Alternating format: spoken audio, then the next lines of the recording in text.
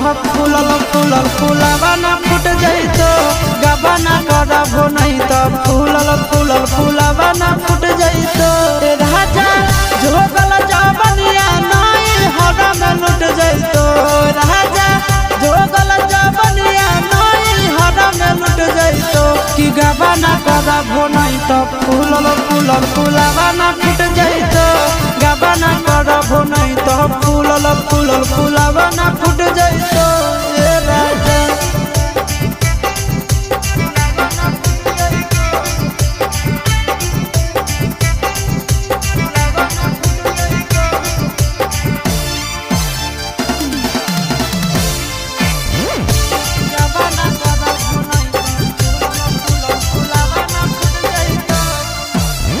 चोलिया के साइज दिनों दिनों बढ़ल जाहै राजा चढ़ल जवानी के पानी झरल जाहै राजा चोलिया के साइज दिनों दिनों बढ़ल जाहै राजा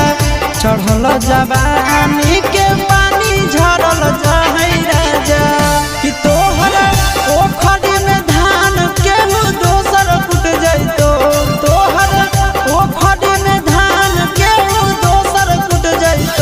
गबना करबो नहीं तो फूलल फूलल फूलावा ना फूट जाइतो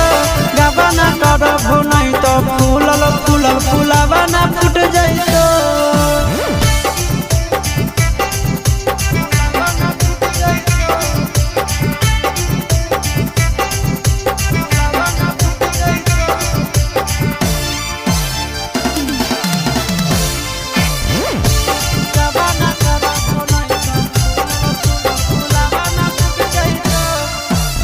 सूते के मन करो है राजा तोहर गोड़ावा में कहिया रगड़बो अपन गोड़ावा हमर गोड़ावा में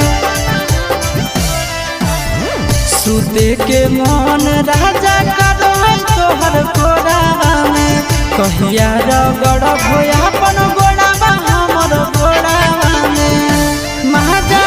नंदन आशिष चिंटू राजा लुट जाइतो